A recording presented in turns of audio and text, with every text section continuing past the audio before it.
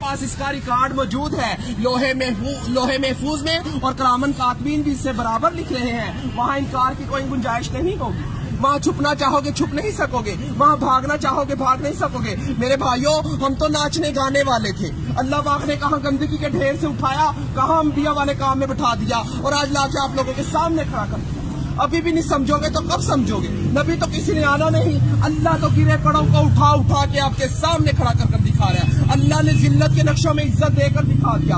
हमें तो जायज नजायज पाकी नपाकी हराम हलाल की पहचान ही नहीं थी। हम लोग तो समंदरों के अंदर थे, आप लोग तो किनारे पे खड़े हो। हम तो अंधेरों में थे, आप लोग तो रोशनी में खड़े हो। हम तो बेअकल थे, आप तो अकल वाले हो। मगर अल्लाह पाक बेअकलों को अकल दे दे के भेज रहा है। अभी भी नहीं समझेंगे तो कब समझेंगे? अल्लाह कहेगा मैंने उल्मा भेजे, दीन के दाई भेजे, मुफ्ती भेजे, कारी भेजे, हत्ता के नाचने गाने वालों को भी हदायत दे के आपके सामने खड़ा कर दिया था।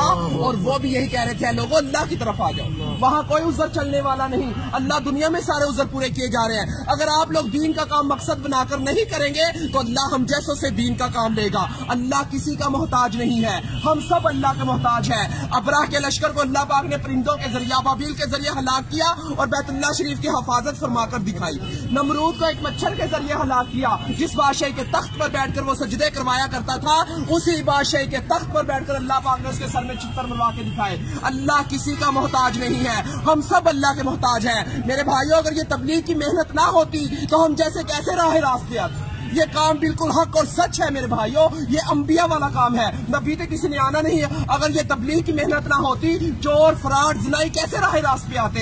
ये वही मेहनत है मेरे भाइयों, इस मेहनत ने हमारे ऊपर करम कर दिया। अल्लाह हमारे बुजुर्ग दीन की हिफाजत फरमाए, जो ये कलमा लेकर हम तक पहुंचे। हम तो अल्लाह के हुक्मों को तोड़ रहे थे, नबी करीम सल्लल्लाहु अलैहि वसल्लम के तरीकों को छोड़ रहे थे। कहाँ से जन्नत के हकदार? जन्नत का हकदार वो है जो अल्लाह के अहकामात और नबी करीम सल्लल्लाहु अलैहि वसल्लम के तरीकों पर जिंदगी गुजारेगा। तो मेरे भाइयों, अब किसी नबी ने नहीं आना, खत्मे नबूवत के सदके ये काम मेरे और आप सब लोगों के जुम्मे है कि हम कलमा गो वाले बन जाए, ला इलाहा इल्लल्लाह मुहम्मद रसूलुल्लाह की दावत देने वाले बन जाए।